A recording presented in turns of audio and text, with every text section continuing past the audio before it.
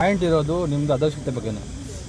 ನಿಮ್ಮ ಕಂಪ್ಲೀಟಾಗಿ ಇಷ್ಟೊತ್ತು ಮಾತಾಡಿರೋದು ನನಗೆ ಅನಿಸಿರೋದು ಮತ್ತು ನಮ್ಮವರು ಬರೆದಿರುವಂಥ ಹಲವಾರು ವಿಚಾರಗಳು ನಿಮ್ಮ ಇಲ್ಲಿ ಇಡೀ ತಾಲೂಕು ತಾಲೂಕು ಕಚೇರಿ ಏನಿದೆ ಆಡಳಿತ ವ್ಯವಸ್ಥೆಯ ಅದಕ್ಷತೆ ಬಗ್ಗೆನೇ ಸಾಕಷ್ಟು ವಿಚಾರಗಳಿದೆ.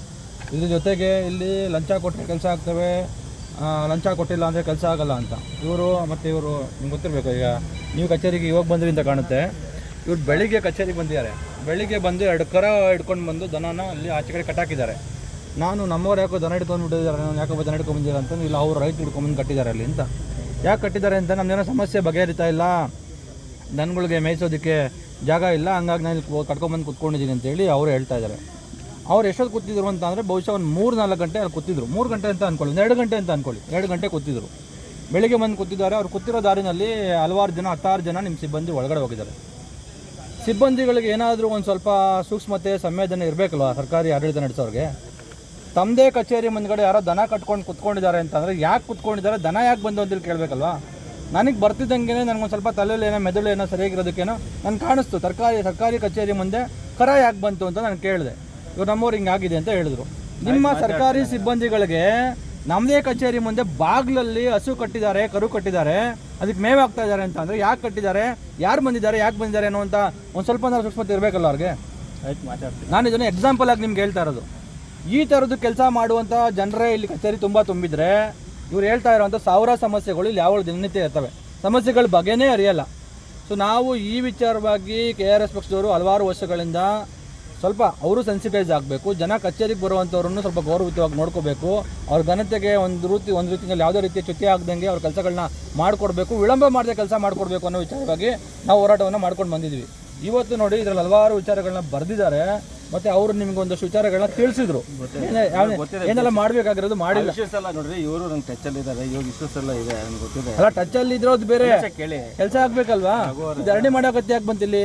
ಆಯಿತು, ಈಗ ನಮಗೆಲ್ಲ ಏನು ಪ್ಯಾಷನ್ ಧರಣಿ ಮಾಡೋದು? ಆಗಿಲ್ಲ ಅಂತ ಹೇಳಿದ್ದಾರೆ. ಈಗ ಧರಣಿ ಮಾಡೋದು ನಮ್ಗೇನು ಪ್ಯಾಷನ್ ಇಲ್ಲ. ನಾವೇನು ಇಲ್ಲಿ ಬಂದು ಕೂತ್ಕೊಂಡು ಇಲ್ಲಿ ಧರಣಿ ಮಾಡಿ ನಿಮಗೆ ಪಾಪ ಗೆರವ್ ಹಾಕಿ ಅಥವಾ ನಿಮ್ಮನ್ನು ಕರೆಸಿ ಇಲ್ಲೇನೋ ನಮ್ಮ ಮಿಷನ್ ತಿಳ್ಕೊಂಡು ಹೋಗ್ಬೇಕಂತ ಇಲ್ಲ. ಸಮಸ್ಯೆ ಇದೆಯಲ್ಲ, ಸಮಸ್ಯೆ ಆಸಿ ಒದ್ದಿ ಮಲಗಿದೆಯಲ್ಲ. ಮತ್ತು ನೀವಂತೂ ಸಿಕ್ಕಾಪಟ್ಟೆ ಫೇಮಸ್ ಆಗ್ತಾ ಇದ್ದೀರಾ. ನಾನು ಓಪನ್ ಆಗಿ ಹೇಳ್ತೀನಿ, ಸಿಕ್ಕಾಪಟ್ಟೆ ಫೇಮಸ್ ನೀವು. ಆಲ್ಮೋಸ್ಟ್ ಇಡೀ ರಾಜ್ಯದಲ್ಲಿ ಫೇಮಸ್ಸು. ನಾನು ಯಾವುದೋ ಒಂದು ಇದು ನೋಡ್ತಾ ಇದ್ದೆ, ಮಂತ್ರಿ ಬೈತಾ ಇದ್ರು ನಿಮ್ಮ ಬಗ್ಗೆ. ಮಂತ್ರಿ ಮಾತಾಡ್ತಾ ಇದ್ರು. ಇಲ್ಲ ಏನೋ ಅವರೆಲ್ಲ ಏನು ಪಿತೂರಿ ಮಾಡ್ತಾ ಇದ್ದಾರಾ ಅಥವಾ ಏನೋ ಅಂತೇಳಿ ನಮಗೂ ಒಂದು ಗುಮಾನ ಇತ್ತು. ಪಾಪ ಯಾರೋ ಒಳ್ಳೆಯವ್ರ ಬಗ್ಗೆನೂ ಒಂದ್ಸಲ ಗುಮಾನ ಇದು ಮಾಡ್ತಾರೆ. ಒಳ್ಳೆ ಅಧಿಕಾರಿಗಳ ಬಗ್ಗೆನೂ ಇವತ್ತಿನ ಭ್ರಷ್ಟ ರಾಜಕಾರಣಿಗಳು, ಮಂತ್ರಿಗಳು ಏನೋ ಅವ್ರ ಮೇಲೆ ಒಂದಷ್ಟು ಕಾನ್ಸ್ಪಿರಸಿ ಮಾಡಿ ಹಂಗೂ ಮಾಡ್ತಾರೆ. ನಾನು ಅದಕ್ಕೆ ಹಂಗೇನೇ ಮಾಡಿರ್ಬೇಕೇನೋ ಅವರು, ಪಾಪ ಒಳ್ಳೆಯವ್ರಬೇಕೇನೋ ಇವರು ಅಂತೇಳಿ ಇವ್ರನ್ನ ಕೇಳಿದ್ರೆ ಇಲ್ಲ ನಮ್ಮದೇ ಪಟ್ಟಿಗೆ ನಾವೇ ಪ್ರತಿಭಟನೆ ಮಾಡ್ತಾ ಇದೀವಿ ಅಂತ ಇವ್ರು ಅಂತಾರೆ. ಈಗ ನಾವೇನು ಅನ್ಕೋಬೇಕು ನಿಮ್ಮ ಬಗ್ಗೆ? ನೀವು ಸುಧಾರಿಸ್ಕೊಳ್ಳಿ, ದಯವಿಟ್ಟು ಸುಧಾರಿಸ್ಕೊಳ್ಳಿ. ಇದೆಲ್ಲ ನಡೆಯಲ್ಲ ಸರ್ ಇನ್ನು ಮುಂದಕ್ಕೆ. ನಾವು ಪ್ರಾಮಾಣಿಕವಾಗಿ ಇರಬೇಕು, ದಕ್ಷತೆಯಿಂದನೇ ಕೆಲಸ ಮಾಡಬೇಕು.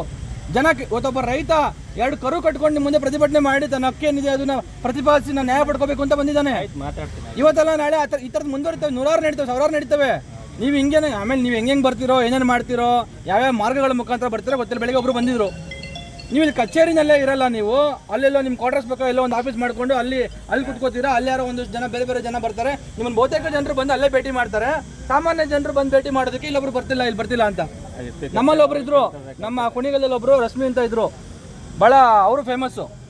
ಅವರು ಕಚೇರಿನಲ್ಲಿ ಊಟ ಮಾಡ್ತಿರ್ಲಿಲ್ಲ. ಕಚೇರಿನಲ್ಲಿ ಕುತ್ಕೊಳ್ಳೋದು, ಊಟ ಮಾಡಿ ತಿಂಡಿ ಮಾಡ್ತಾ ಇದ್ರೆ ಈ ಕಾಂಜಿ ಪಿಂಜಿ ಜನ ಬರ್ತಾನೆ ಇರ್ತಾರೆ ಅಲ್ಲಿ. ಪಾಪ ಅವ್ರು ಸೀದಾ ಹೋಗ್ಬಿಟ್ಟು ಐಬಿನಲ್ಲಿ ಅಲ್ಲಿ ಹೋಗಿ ಊಟ ಮಾಡ್ಕೊಂಡು ಬರೋರು.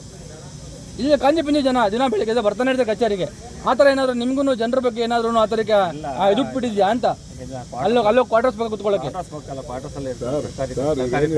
ಎಲ್ಲ ಸತ್ಯ. ನಿಮ್ಗೆ ಕೆಟ್ಟ ಯಂಗ್ಸ್ಟರ್ಸ್ ಇದ್ದೀರಾ ನೀವು. ನಿಮ್ಮ ಆಫೀಸು ಅಷ್ಟು ಕಚ್ಚಡ ಹಾಕೋತಿದೆ. ಬಿಟ್ಟೋಗಿರೋ ಒಂದು ಕೆಲಸನ ಒಂದು ಪಾಡಿ ಸೇರ್ಸಕ್ಕೆ ನಾನು ಸ್ಟೇಟ್ ಲೀಡರ್ ಆಗಿ ತಾಲೂಕು ಒಕ್ಕಲಿಗರ ಸಂಘದ ಅಧ್ಯಕ್ಷ ಆಗಿ ಒಂದು ಸಣ್ಣ ಕೆಲಸ ನನ್ನ ಕೈಲಿ ಮಾಡ್ಕೊಳಕ್ಕಾಗಿಲ್ಲ. ಬೇರೆಯವ್ರಿಗೆ ಏನು ಮಾಡ್ಕೊಡ್ತೀರಿ? ಏನು ಮಾಡ್ಕೊಡ್ತೀರಿ ಹೇಳಿ? ನೀವು ಇನ್ನೂ ಯಂಗ್ಸ್ಟರ್ಸ್ ಇದ್ರಿ, ಇನ್ನೂ ಎಷ್ಟು ಸರ್ವಿಸ್ ಇದೆ. ನೀವು ಇವತ್ತು ಇಂಥ ಜಡ್ಡಿ ಹಿಡಿದು ಕಚ್ಚಡಗಳನ್ನ ಮಾಡಿಕೊಂಡು ಕೂತಿದ್ದೀರಲ್ಲ ಸರ್. ಕಳ್ಕೋಬಾರ್ದು, ಧಕ್ಕೆ ತರಬಾರ್ದು ಅಂತ ನಾನು 2.5 ವರ್ಷ ಆಯಿತು ಒಂದು ಪಾಣಿ ನೀವು ಕೈ ಬಿಟ್ರೆ ಪಾಣಿನ ಸೇರಿಸ್ಕೊಡಿ ಅಂತ ಕೇಳೋಕ್ಕೆ ಆಗಲಿಲ್ಲ ಅಂತಂದ್ರೆ ಇನ್ನೇನು ಯಾವ ರೀತಿ ಬೀಳ್ಬೇಕು ಹೇಳಿ? ಖಾಲಿ ಬೀಳ್ಬೇಕಾ? ಕೈ ಮುಗಿಬೇಕಾ? ಏನು ಮಾಡಬೇಕು? ಎಲ್ಲರ ಮುಂದೆ ಮಾತಾಡಬಾರ್ದು, ಲೋಕಾಯುಕ್ತ ಬಂದ ಮಾತಾಡಬಾರ್ದು, MLA ಮುಂದೆ ಮಾತಾಡಬಾರ್ದು ಅಂತ ಹೋಗ್ತೀವಿ. ನಿಮ್ಮ ಅದ್ರ ಬಗ್ಗೆ ಗಮನನೇ ಇಲ್ಲ. ಇವ್ರು ಮಾಡಿದ್ದೆ, ಇವ್ರು ಹೇಳಿದ್ದೆ ವೇದವಾಕ್ಯ ಆಫೀಸ್ ಒಳಗೆ. ಇವ್ರು ಏನು ಹೇಳ್ತಾ ಇದ್ದಾರೆ ನಿಮ್ಮ ಬಗ್ಗೆ, ನೀವು ಒಳ್ಳೆಯವರೇ ಇರ್ಬೋದು ಸರ್, ನನಗೂ ಗೌರವ ಇದೆ ಸರ್. ಇವ್ರು ಏನು ಹೇಳ್ತಾ ಇದ್ದಾರೆ ಸತ್ಯವಾಗಿ ಆಚರಣೆ ನಡೀತಾ ಇರೋದು. ಅಲ್ಲ ನಡೀತಿಲ್ಲ ಅಂದ್ರೆ ಜನರು ಮಾತಾಡ್ಕೊತಿದ್ದಾರೆ. ಜನಗಳು ಮಾತಾಡ್ಕೊತಾರೆ. ಯಾಕೆ ಮಾತಾಡ್ಕೊತಾರೆ? ಸತ್ಯನೇ, ಕೆಲಸಗಳಾಗಿಲ್ಲ. ಸತ್ಯನೇ. ಯಾವನು ಲೈವ್ ಆಗಿ ಎಕ್ಸ್ಪೀರಿಯನ್ಸ್ ಆಗ್ತಿದೆ. ಹೆಂಗೆ ಸಾಮಾನ್ಯ ರೈತ ನನ್ನ ಕೈಲಾಗೋ ಯೋಗ್ಯತೆ ಇಲ್ಲ ಅಂತ ನಾನು ಸ್ಟೇಟ್ ಲೆವೆಲ್ ಲೀಡರ್ ಆದವನು, 6 ವರ್ಷ ಎಲ್ಲ ಕಂಪ್ನಿ ಡೈರೆಕ್ಟರ್ ಆಗಿದ್ದವನು, ತಾಲೂಕು ಅಧ್ಯಕ್ಷ ಇದ್ದ ನಿಮ್ಗೆ ಒಕ್ಕಲಿಗ ಸಂಘಕ್ಕೆ ಒಂದು ಸಣ್ಣ ಕೆಲಸ ಇವ್ರ ಕೈಲಿ ಮಾಡ್ಕೊಡ್ಸೋಕ್ಕಾಗ್ತಾ ಇಲ್ಲ. ನಾನು ಹಿಂಗೆ ಜಗಳಕ್ಕಾಯ್ದರೆ ನಾಳೆ ಬೆಳಗ್ಗೆ ಬರಬೇಕು. ಇನ್ನು ಅಧಿಕಾರಿಗೆ ಇವ್ರಿಗೆ ಅಧಿಕಾರ ಇದೆ, ಚಲಾಯಿಸ್ತಾರೆ. ಸಾಮಾನ್ಯ ಜನ ಏನು ಮಾಡೋಕ್ಕಾಗ್ತಾ ಇಲ್ಲ. ದಯವಿಟ್ಟು ಇದನ್ನ ಅರ್ಥ ಮಾಡ್ಕೊಳ್ಳಿ. ಈ ಫೀಲ್ಡ್ ಕೆಲಸ ಮಾಡೋರು ಸಾಮಾಜಿಕವಾಗಿ ಕೆಲಸ ಮಾಡ್ಬೇಕು ಸರ್. ನೀವೇ ಸಿಗಲ್ಲ ಅಂದ್ರೆ ಯಾರು ತಗೋಬೇಕು ಸರ್? ಕೆಲವಾರು ಈಗ ನಾನು RT ಹೇಳಿದೆ, ನಿಮ್ಮ ಗಮನಕ್ಕೆ ಬಂದಿದ್ರೆ ಅದು ಬಂದಿಲ್ಲ. ಹಿಂಬರಹ ಆಯೋಗದ ಮುಂದೆ ಹಿಂಬರಹ ಕೊಡ್ತಾರೆ. ತಪ್ಪು ಸರ್, ಬಹಳ ಅನ್ಯಾಯ ಸರ್. ಅಷ್ಟು ತಾಲೂಕು ಏನಾದ್ರು ಮಾಗಡಿಯೊಳಗೆ ಏನೋ ರಾಜ್ಯದಲ್ಲಿ ಇದೆಯೋ ನಮ್ಮದೇ ತಾಲೂಕು ಸರ್, ಅಷ್ಟು ತಾಲೂಕು. ಆಮೇಲೆ ಮುಗಿಸೋಣ ಸರ್. ಇದೊಂದು ಸಭ್ಯವಾದ ಮಾರ್ಗ. ಸತ್ಯಾಗ್ರಹ ಮಾಡೋದು, ಚಳುವಳಿ ಮಾಡೋದು, ಇವೆಲ್ಲ ಒಂದು ನಮಗೆ ನಮ್ಮ ದೇಶದ ಮಹಾತ್ಮರಾಗಿದ್ದಂತಹ ಮಹಾತ್ಮ ಗಾಂಧೀಜಿಯವರು ಹಾಕ್ಕೊಟ್ಟಂಥ ಸಭ್ಯವಾದ ಮಾರ್ಗ. ಸಭ್ಯವಾದ ಮಾರ್ಗದ ಮುಖಾಂತರ ನಾವು ಇವತ್ತೊಂದು ಸತ್ಯಾಗ್ರಹ ಮಾಡೋದ್ರ ಮುಖಾಂತರ ತಮಗೆ ಭಾಳ ಗೌರವಪೂರ್ವಕವಾಗಿ ಮನವಿ ಮಾಡ್ತಾಯಿದ್ದೀವಿ. ದಯವಿಟ್ಟು ಇದನ್ನೆಲ್ಲ ಬದಲಾಯಿಸ್ಕೊಳ್ಳಿ, ಸರಿಪಡಿಸ್ಕೊಳ್ಳಿ, ಮಾಡಿ. ನೀವು ಎಲ್ಲ ಸೇರಿ ದೇಶವನ್ನು, ನಾಡನ್ನು ಕಟ್ಟೋಣ.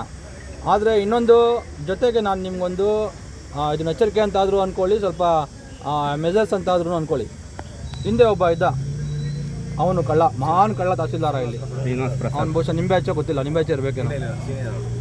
ಆತ ಹಿಂಗೆ ಆಡ್ತಾ ಇದ್ದ. ಕೊನೆಗೆ ಒಂದು ದಿವಸ ನಮ್ಮವರೇನೆ ಅವನ ಮಾತು ಕಲಿತಾ ಇಲ್ಲ, ಬುದ್ಧಿ ಕಲಿತಾ ಇಲ್ಲ ಅಂತೇಳಿ ಲೋಕಾಯುಕ್ತದವ್ರಿಗೆ ಅವನಿಗೆ ಹಿಡ್ಕೊಟ್ಟು ಆಮೇಲೆ ಟ್ರಾಪ್ ಆಗಿ ಕದ್ದು ಓಡೋಗಿದ್ದ. ನಾವು ಅವನಿಗೆ ಕದ್ದು ಓಡೋಗಿರೋನ ಹಿಡ್ಕೊಂಬರ್ಬೇಕಂತೇಳಿ ನಾವು ಮತ್ತೆ ರಾಮನಗರಕ್ಕೆ ಲೋಕಾಯುಕ್ತ ಕಚೇರಿಗೆ ಹೋಗಿ ಅಳಿ ಪ್ರತಿಭಟನೆ ಮಾಡಿ, ಧರಣಿ ಮಾಡಿ, ಕೊನೆಗೆ ಅವನಿಗೆ ಮಾಗಡಿಗೆ ಬಂದು ಮುಖ ತೋರ್ಸೋದಕ್ಕೆ ಆಗಲಿಲ್ಲ. ಅವನಿಗೆ ಓಡೋದ. ಆಮೇಲೆ ಏನೇನೋ ಅದನ್ನ ಅವರಿಗೆ ಕೆಲವರಿಗೆ ಲಜ್ಜೆ ಕೆಟ್ಟವ್ರಿಗೆ ಹೆಂಗೆ ಬೇಕಾದ್ರೂ ಬದುಕ್ತಾರೆ, ಅವ್ರಿಗೆ ಮನ ಮರ್ಯಾದೆ ಇರಲ್ಲ ಅವ್ರಿಗೆ. ಸೊ ಆ ಥರಕ್ಕೆ ಕೆಲವೊಂದ್ಸಲಿ ಬದುಕುಗಳು ಆಗ್ಬಿಡ್ತವೆ.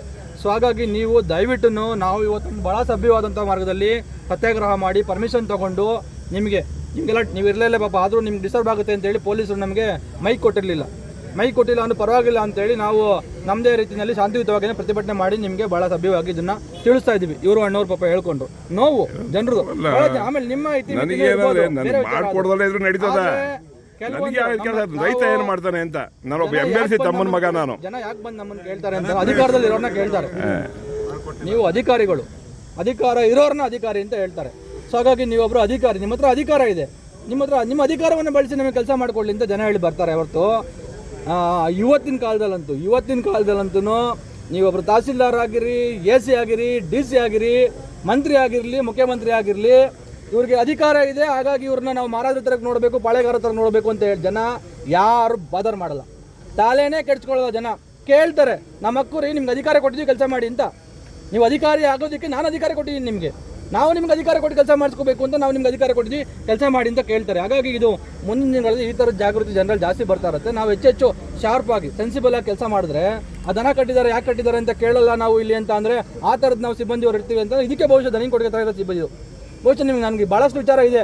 ನಿಮ್ಗೆ EST ಎಷ್ಟೊಂದು ಹಣ ಬರುತ್ತೆ, ನಿಮ್ಮೊಂದು ಬಾತ್ರೂಮ್ ಕಟ್ಕೊಳ್ಳೋಕೆ ದೊಡ್ಡ ಸಮಸ್ಯೆ ಆಗ್ತಿರ್ಲಿಲ್ಲ. ನೀವೇ ಬಂದು 2 ವರ್ಷ ಆಗಿದೆ. ಅಯ್ಯೋ, ನೀವು ಮೇಲ್ಗಡೆ ಅದೇನದು ಚಿರ್ಕಿ ಹಾಕೋದಕ್ಕೆ ಬೇಕಾದ್ರೆ 10 ಲಕ್ಷ ಖರ್ಚು ಮಾಡ್ತೀರಿ. ಯಾಕಂದ್ರೆ ಚಿರ್ಕಿ 2 ಲಕ್ಷದಲ್ಲಿ ಆಗುತ್ತೆ, 10 ಲಕ್ಷ ರೂಪಾಯಿ ಬಿಲ್ ಮಾಡ್ಬೋದು. ಆದ್ರೆ ನಮ್ಮ ಅಗತ್ಯ ಏನ್ ತಿಳ್ಕೊಬೇಕಲ್ಲ, ಮೊದಲನೇ ಬಾರಿಗೆ ನಮ್ಮ ಅಗತ್ಯತೆ ನಾವು ತಿಳ್ಕೊಬೇಕು. ಬಾತ್ರೂಮ್ ಅಗತ್ಯ ಅಂದ್ರೆ ಬಾತ್ರೂಮ್ ಮಾಡಿಸ್ಕೋಬೇಕು. ನಾವು ಎಲ್ಲೋಗೋದು ದಿವಸ ಬರುತ್ತಲ್ಲ, ನಮ್ಗೊಂದು ದಿವಸ ಬರುತ್ತೆ. ನಿಮ್ಮ ಕಚೇರಿಯವ್ರಿಗೆ ಹೆಂಗೋ ಗೊತ್ತಿಲ್ಲ, ನಮ್ಗೆ ದಿವಸ ಬರುತ್ತೆ, ನಾವು ಬೆಳಗ್ಗೆ ದಿವಸ ಮಾಡ್ತೀವಿ. ಆದರೆ ಅವರು 2 ವರ್ಷ 3 ವರ್ಷ ಹೆಂಗಿರ್ತಾರೆ, ಮತ್ತೆ ಇಲ್ಲಿ ಎಲ್ಲೆಲ್ಲಿ ಹೋಗ್ತಾರೆ, ಎಲ್ಲೆಲ್ಲಿ ಬರ್ತಾರೆ, ಅವ್ರಿಗೇನೋ ಒಂದು ವ್ಯವಸ್ಥೆ ಇರುತ್ತೆ. ನಿಮ್ಗೂ ಒಂದು ಆಂಟಿ ಚೇಂಬರ್ ಇರುತ್ತೆ, ಬಹುಶಃ ನಿಮ್ಗೂ ಅಲ್ಲಿ ವ್ಯವಸ್ಥೆ ಇರ್ಬೋದು. ಇವ್ರಿಗೆ ಜನರಿಗೆ ನಮ್ಮಲ್ಲಿ ಹೆಣ್ಮಕ್ಳು ಒಳಗಡೆ ಹೋಗಿದ್ರು, ಸಿಬ್ಬಂದಿಗೆ ಇಲ್ಲ ಅಂತಂದ್ರೆ ಏನ್ ಕತೆ ಇದು? ದಯವಿಟ್ಟು ಇವೆಲ್ಲಾನು ಏನಂತಾರೆ ಎಕ್ಸ್ಕ್ಯೂಸಬಲ್ ಅಲ್ಲ. ಇವೆಲ್ಲ ಸಿಲ್ಲಿ ವಿಚಾರಗಳು. ನೀವು ಒಂದು ಸ್ವಲ್ಪ ಕಚೇರಿನ ಕುತ್ಕೋಬೇಕು, ಕೇಳಬೇಕು ಜನರಿಗೆ. ಒಂದು ಟೈಮ್ ಆದರೂ ಹಾಕಿ. ನೀವು ಒಬ್ಬ ಎಕ್ಸಿಕ್ಯೂಟಿವ್ ಆಫೀಸರು, ಏನಂತಾರೆ ತಾಲೂಕು ಮ್ಯಾಜಿಸ್ಟ್ರೇಟು, ನಿಮ್ಗೆ ಹಲವಾರು ಕೆಲಸಗಳು ಇರ್ತವೆ. ಆದರೆ ಒಂದು ಬೋರ್ಡ್ ಹಾಕಿ.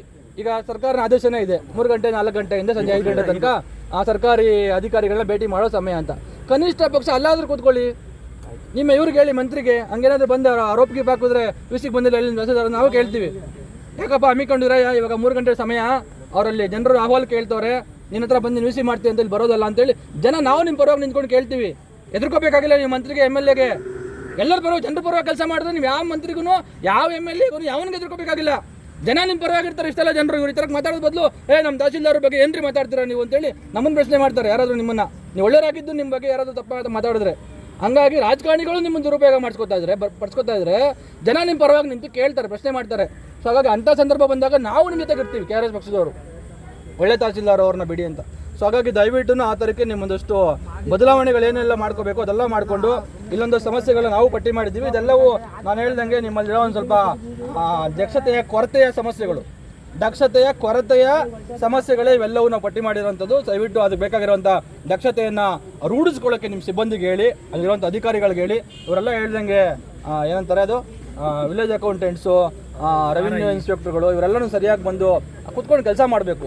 ನೀವು ಮಾಡಿ ಸರ್. ನಾವು ನನಗೆ ಅನ್ಸೋದು ಏನು ಗೊತ್ತಾ, ನಿಮ್ಮ ಮಂತ್ರಿ ಇದ್ದಾರಲ್ಲ ಯಾರು, ಕೃಷ್ಣ ಬೈರೇಗೌಡರು ಮಾತಾಡೋದು ನೋಡಿ ನನಗೇನು ಕೃಷ್ಣ ಬೈರೇಗೌಡರು ಹೀರೋ ಅಂತ ಅನ್ನಿಸ್ತಾ ಇಲ್ಲ. ನಮ್ಗೆ ನಿಜಕ್ಕೂ ಕೃಷ್ಣ ಬೈರೇಗೌಡರು ಹೀರೋ ಅಂತ ಅನ್ನಿಸ್ತಾ ಇಲ್ಲ. ಅಧಿಕಾರಿಗಳು ಸರಿ ಇಲ್ಲ ಅಂತ ಅಂದ್ರೂ ಕೃಷ್ಣ ಬೈರೇಗೌಡರು ಮಾತಾಡ್ತಾ ಇದ್ದಾರಲ್ಲ, ಹೌದು ಕೃಷ್ಣ ಬೈರೇಗೌಡರು ಸರಿ ಮಾತಾಡ್ತಾರೆ, ಕೃಷ್ಣ ಬೈರೇಗೌಡರು ಹೀರೋ ಅಂತ ಅನ್ನಿಸ್ತಾ ಇಲ್ಲ. ಯಾಕೆ ಗೊತ್ತಾ, ಕೃಷ್ಣ ಬೈರೇಗೌಡರು ಬರೀ ಮಾತಾಡ್ತವ್ರೆ. ಅವ್ರ ಕೈಯಲ್ಲಿ ಅಧಿಕಾರ ಇದೆ. ಯಾವನೋ ಒಬ್ಬ ತಹಸೀಲ್ದಾರ ನಿಮ್ಮಂತ ಯಾರೋ ಇನ್ನೂ ನಿಮಗಿನ ಕೆಟ್ಟವನೊಬ್ಬ ಏನೋ ತಪ್ಪು ಮಾಡ್ದ ಅಂತ ಕಳಿಸ್ಬೇಕು ಮನೆಗೆ. ಅವಾಗ ನಾವು ಕೃಷ್ಣ ಬೈರೇಗೌಡರನ್ನ ಹೀರೋ ಅಂತೀವಿ. ನಿಮಗೂ ಅದನ್ನೇ ಕೇಳೋದು. RI ಸರಿಗಿಲ್ಲ, PS ಸರಿಗಿಲ್ಲ, ಕೊಡಿ ನೋಟಿಸು, ಕಳಿಸಿ ಮನೆಗೆ ಅವನಿಗೆ ಮಾಡಿ ಟ್ರಾನ್ಸ್ಫರ್. ಇನ್ಯಾವುದೋ ಕಿತ್ತೋಗಿರೋ ಊರಿಗೆ ಹೋಗ್ಲಿ, ಅವಾಗ ಬುದ್ಧಿ ಕಲಿತಾರೆ. ಪಾಪ ನೀವ್ಯಾಕೆ ನಮ್ಮೆಲ್ಲ ಇದೆಲ್ಲ ಹೊಣೆಗಾರಿಕೆ ಯಾರಿಗೆ? ನಿಮಗೆ. ನೀವು ಓದ್ಕೋತೀರಾ, ನೀವು ಈಗ ನಮ್ಗೆ ಉತ್ತರ ಕೊಡಬೇಕು. ನಿಮ್ಮ PS ಸರಿ ಕೆಲಸ ಮಾಡಿಲ್ಲ, RI ಸರಿ ಕೆಲಸ ಮಾಡಿಲ್ಲ, ಶಿರಸಿದಾರ ಸರಿ ಕೆಲಸ ಮಾಡ್ತಿಲ್ಲ ಅಂತ ಅಂದರೆ ಎಲ್ಲರ ಹೊಣೆಗಾರಿಕೆ ನೀವು ಬರಬೇಕು. ಸೊ ಹಾಗಾಗಿ ಅವ್ರ ಮೇಲೆ ಕ್ರಮ ಜರುಗಿಸಿ. ನಾವು ಬಂದಾಗ ಕೇಳಿದಾಗ ನೋಡಿರಿ ಇವನು VA ಅಲ್ಕ ಕೆಲಸ ಮಾಡ್ತಾ ಇರಲಿಲ್ಲ, ನ್ಯಾಯವಾಗಿರಲಿಲ್ಲ ಇವನು, ಹಂಗಾಗಿ ನೋಡಿರಿ ಇವನಿಗೆ ನೋಟಿಸ್ ಕೊಟ್ಟಿದ್ದೀನಿ, ಶೋಕಾಸ್ ನೋಟಿಸ್ ಕೊಟ್ಟಿದ್ದೀನಿ, ಇವನಿಗೆ ಸಸ್ಪೆನ್ಷನ್ಗೆ ಶಿಫಾರಸ್ ಮಾಡಿದ್ದೀನಿ. ನೀವು ನಮ್ಗೆ ತೋರಿಸೇ ಇಲ್ಲ. ಅವಾಗ ನೀವು ಹೇಳ್ಬೋದಲ್ಲ, ಮಾಡಿ ಅದನ್ನು. ಹಂಗಾಗಿ ನಿಮ್ಮ ನಿಮ್ಮ ಮಂತ್ರಿ ತರಕ್ಕೆ ನೀವು ನಡ್ಕೋಬೇಡಿ. ನೀವೊಂದು ಸ್ವಲ್ಪ ದಕ್ಷತೆಯಿಂದ ಯಾರು ತಪ್ಪು ಮಾಡ್ತಾರೆ, ಯಾರು ಕೆಲಸ ಮಾಡ್ತಾ ಇಲ್ಲ, ಯಾರು ಅಧ್ಯಕ್ಷರಿದ್ದಾರೆ, ಅಪ್ರಾಮಾಣಿಕರಿದ್ದಾರೆ, ಅವ್ರ ವಿರುದ್ಧ ನೇರವಾಗಿ ಒಂದಷ್ಟು ಕ್ರಮಗಳನ್ನ ತೆಗೆದುಕೊಂಡ್ರೆ ಅವರೊಂದು ಸ್ವಲ್ಪ ಶಾರ್ಪಾಗಿ ಕೆಲಸ ಮಾಡೋದಕ್ಕಾಗ್ತಾರೆ. ದಯವಿಟ್ಟು ಅದನ್ನು ಮಾಡಿ. ಮುಂದಿನ ಕೆಲವು ತಿಂಗಳಲ್ಲಾದ್ರೂ ಈ ಥರದವ್ರಿಗೆ ಏನೆಲ್ಲ ಸಮಸ್ಯೆಗಳಾಗಿದ್ದಾವೆ ಸ್ಥಳೀಯರಿಗೆ, ಆ ಸಮಸ್ಯೆಗಳನ್ನ ತಾಲೂಕಿಗೆ ಹೆಡ್ ಸರ್, ತಾಲೂಕು ಮ್ಯಾಜಿಸ್ಟ್ರೇಟರು ನಿಮ್ಮ ಸಬಾರ್ಡಿನೇಟು ಇಂದ ಮಾಡೋ ಕೆಲಸದಿಂದ ನಿಮಗೂ ಕೆಟ್ಟ ಹೆಸರು ಬರ್ತದೆ, ನಿಮ್ಮ ಮುದ್ದೆ ಕೆಟ್ಟ ಹೆಸರು ಬರ್ತದೆ, ಆ ಪೋಸ್ಟಿಗೆ ಕೆಟ್ಟ ಹೆಸರು ಬರ್ತದೆ. ಅದನ್ನ ಬಗೆಹರಿಸಿ ಫೋಟೋ ತಗೊಳ್ಳಿ. ಒಂದು ನಿಮಿಷ ಇದೆ ಸರ್, ನನಗೆ ಕ್ಲಾರಿಟಿ ಬೇಕು. ನಾವು ಸುಮ್ಮನೆ ಫೋಟೋ ಹೊಡೀರಿ. ಅವು ಇದೇ ಸಮಸ್ಯೆಗೆ ನಿಮ್ಮ ತಾಲೂಕು ಆಫೀಸಿಗೆ ನೀವು ಕಣ್ಣಿಗೆ ಎಷ್ಟು ನಾನು ನನ್ನ ಸಮಸ್ಯೆಗೆ ಬಂದಿಲ್ಲ. ನೀವು ಮಾಡಬೇಕಾದ್ರೆ ಕೆಲಸ ನಾವು ಓಡಾಡ್ತಾ ಇದ್ದೀವಿ. ಎಷ್ಟು ಸರ್? ಆದೇಶ ಆಗಿದೆ ಸರ್. File ತರಿಸ್ಬಿಡಿ sir. ಈ ಫೈಲಲ್ಲಿ ಏನೇನಿದೆ ನಾವು ಫೈಲ್ ತರಿಸ್ಬಿಡಿ. ಒಂದು ಸರಿ, ಒಂದು ದಿವಸ ಕುತ್ಕೊಳ್ಳಿ, ಅವ್ರಿಗೆ ಒಂದು ಸಮಯ ಕೊಡಿ. ಒಂದು ನೀವು ಒಂದು ದಿವಸ ಸಮಯ ಯಾವತ್ತು ಅಂತ ಹೇಳಿ ಸಮಯ ಕೊಟ್ಬಿಟ್ಟು ಅವ್ರಿಗೆ ಟೋಟಲಿ ತಗರಲ್ಲ ಐತೆ ಅಂತ ಕೊಟ್ಟಿದ್ದೀವಿ ನಾವು. ಸೆಕ್ಯೂರಿಟಿ ಇಲ್ಲಿ ಕಳಿಸ್ತಾರೆ, ಇಲ್ಲಿಂದ ಅಲ್ಲಿ ಕಳಿಸ್ತಾರೆ. ಅಲ್ಲಿ ಸಾಕಾಗ್ಬಿಟ್ಟು ಈಗ ಅವ್ರಿಗೊಂದು ಮನವಿ ಕೊಡೋಣ.